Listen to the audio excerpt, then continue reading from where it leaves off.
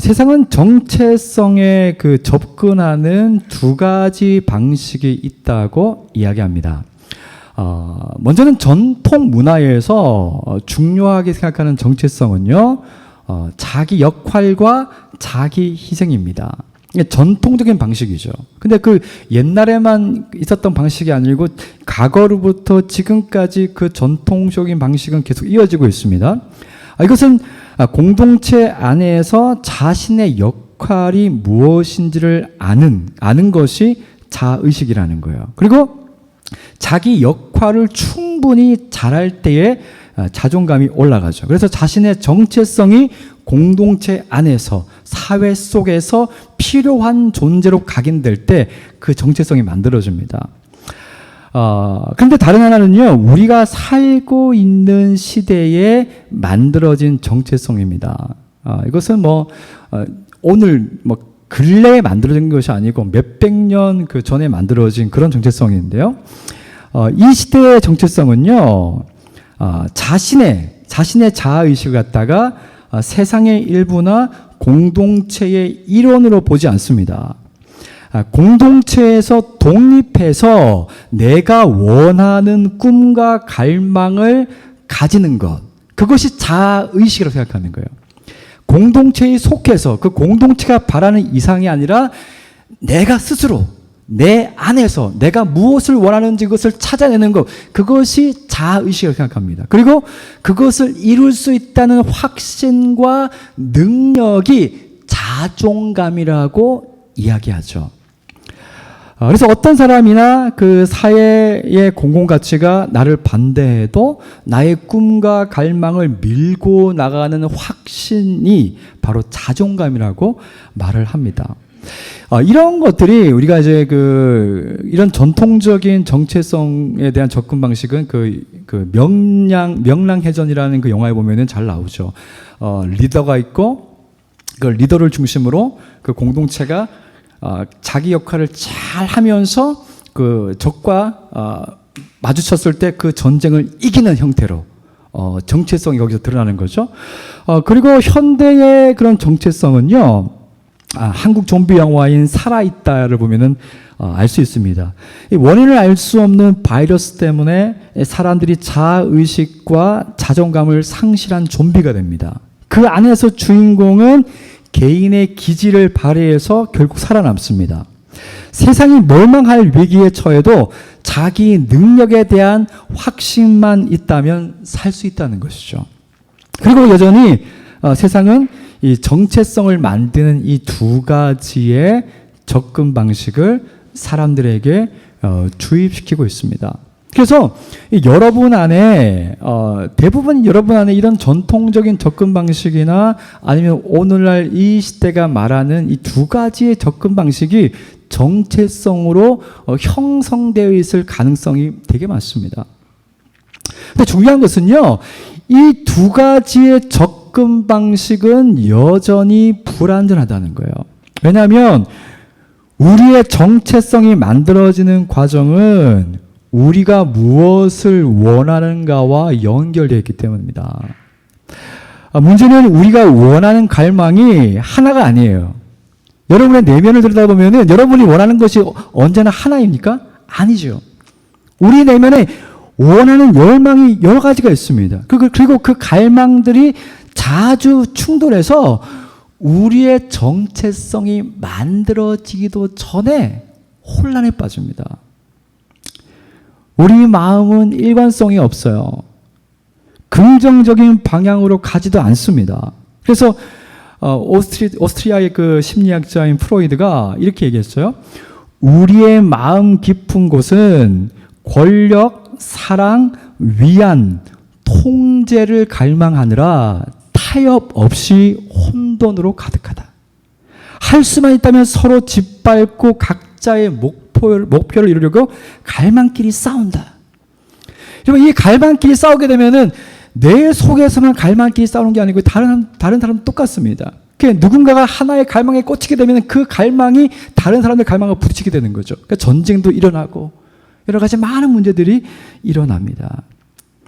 이것이 프로이드만 얘기하는 게 아니고요. 이 시대의 심리학자들이 공통적으로 이야기하는 내용이죠. 그래서 정체성이 만들어지기도 전에 이미 혼란에 빠져 있다는 거예요.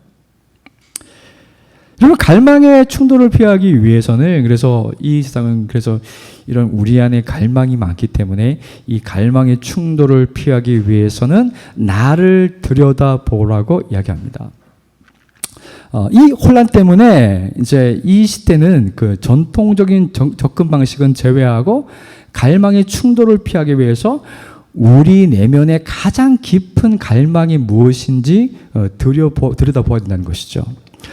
그것을 성취하기 위해서는 스스로 정체성을 만들어내는 과정이 꼭 필요하다고 이야기합니다. 이 일은 누가 대신해 줄 수 없어요. 여러분이 정체성을 만들지 않으면 누군가가 주입시키는 그 정체성 속에서 살 수밖에 없다고 이야기하는 것이죠. 그래서 이제 미국의 그 전기 작가가 있는데요. 미국 대통령들의 일대기를 쓰고 한 그 전기 작가가 있는데, 남자의 인생 여정이라는 책에서요. 이런 얘기를 했습니다. 어떤 내용이냐면은, 지금부터 어떤 외부 세력도 우리의 여정을 지도할 수 없다. 각자 스스로 판단해서 타당한 노정을 찾아야 한다. 이것이 우리 시대에 강력하게 우리의 뇌리에 박혀있는 코드입니다. 누가 내 인생을 만들어주지 않는다는 거죠. 내 인생은 내가 개척해야 된다. 내가 원하는 갈망이 무엇이고 그 갈망을 이루기 위해서는 내 안에 능력이 있어야 된다. 난 능력을 가지고 닦아야 된다.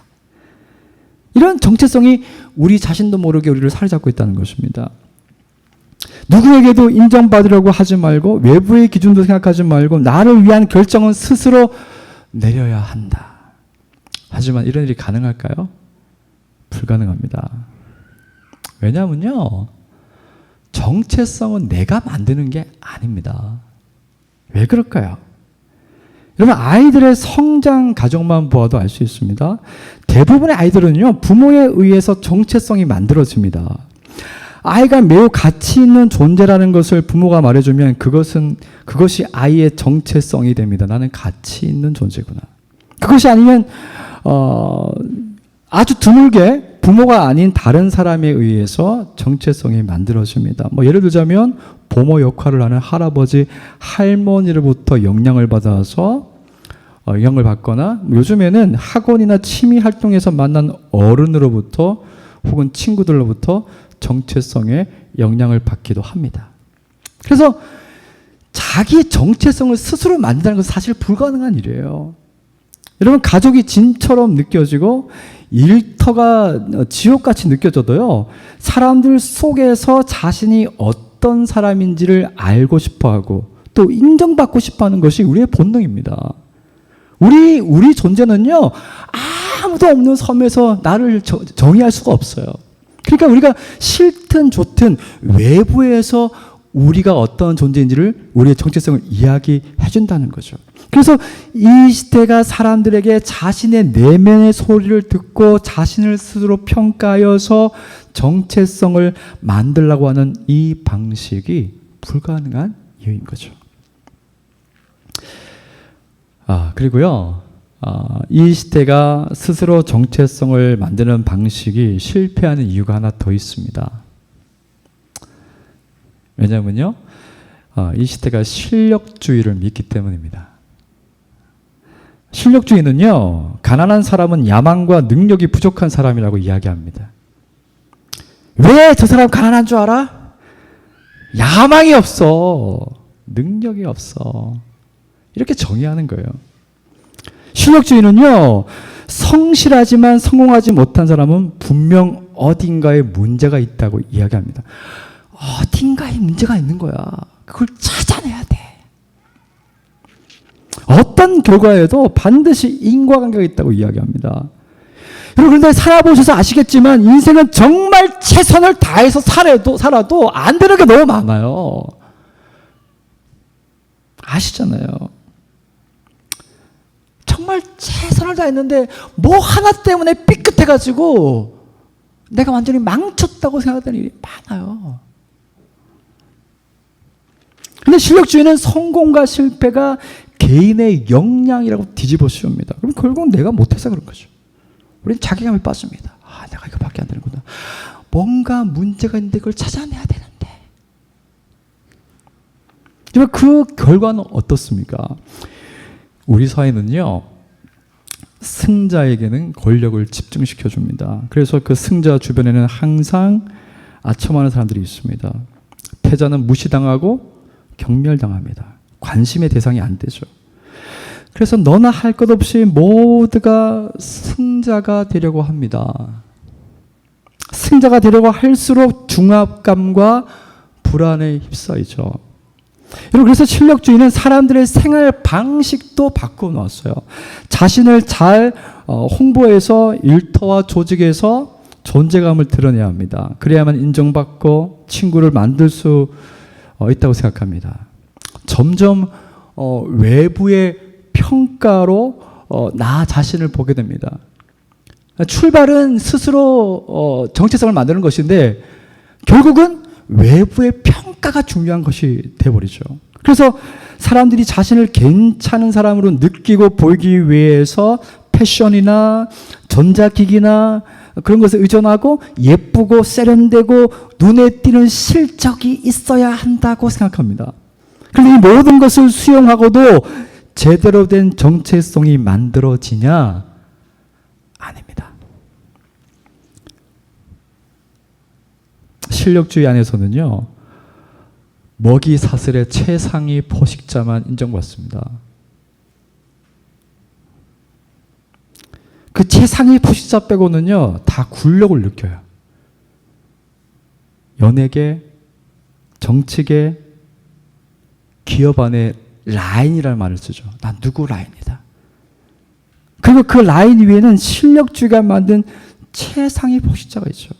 내가 다른 사람들 못하고 뒤처지면 불안하고 내 명성이 깎이고 나는 인기 없는 사람이 될까봐 늘 두렵죠. 이제 우리는 이 세상이 정체성을 만드는 두 가지의 접근 방식이 어떤 피해를 불러왔는지 생각해 보겠습니다. 시대가 말하는 정체성을 따라서 최선을 다해 왔지만 뒤돌아보니까 큰 문제가 생겼어요. 그것은 크고 작은 공동체가 망가진 겁니다. 가족과 공동체의 관계가 힘을 잃었습니다. 실력주의를 상대하느라 관계를 소홀했기 때문이죠. 여러분, 정체성을 만드는 과정에서 관계가 희생을 당했습니다. 관계를 늘 땜빵식으로 하는 거예요. 문제가 생기면 그것을 해결하려고 하다가 문제를 예방하는 관계를 만들지 못합니다. 여러분, 건강한 관계의 필수는요, 시간을 정해서 규칙적으로 만나는 거예요. 시간을 정해서 규칙적으로 만나서 의미 있는 삶을 나누는 겁니다. 그게 관계를 유지하는 방법이에요. 근데 우리는 그 관계가 안 되니까 자꾸 무슨 선물로 어느 한순간에 여행으로 무엇으로 그 관계를 갖다가 잘 만들 수 있다 생각하는데 아닙니다. 관계는 처음부터 끝까지 규칙적으로 시간을 가지고 계속해서 지속적으로 의미 있는 삶을 나누어야지 그것이 지속됩니다. 그런데 실력주의를 상대하느라 그 중요한 관계를 다 놓치고 삽니다. 가정, 교회, 하나님과의 관계, 그 모든 것들이 다 땜빵이 될 때가 많아요. 임기응변으로 땜빵할 때가 많아요. 정작 중요한 것을 땜빵합니다.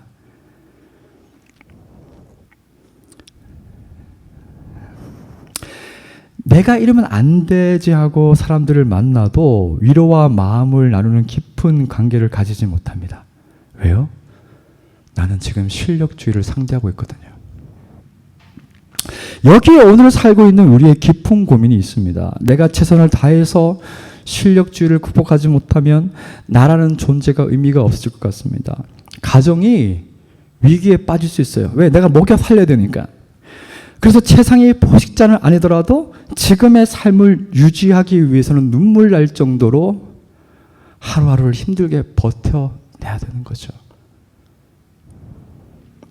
그래서 결국 세상이 말하는 정체성을 이루기 위해서 따라가면요, 가치 있고 의미 있는 것들은 점점 사라집니다. 여러분, 하루에 부부끼리 그리고 자녀와 얼마나 깊은 대화를 나누고 있습니까? 여러분과 중요하게 연결된 관계는 얼마나 건강하게 이어져 있습니까? 만족할 수 없는 거짓 정체성을 얻으려고 애쓰는 동안 정작 중요한 것들을 잃어버리고 있는 것은 아닙니까? 마음에 여유가 없어요. 모든 게 급해요. 여러분, 이것이 오늘날 이 시대나 과거의 전통 방식이나 우리에게 정체성을 만드는 두 가지 방법인데 다 실패로 돌아가고 있다는 거예요. 그래서 이제 우리는 두 번째로 기독교가 말하는 우리의 정체성이 무엇인지 생각해 보겠습니다.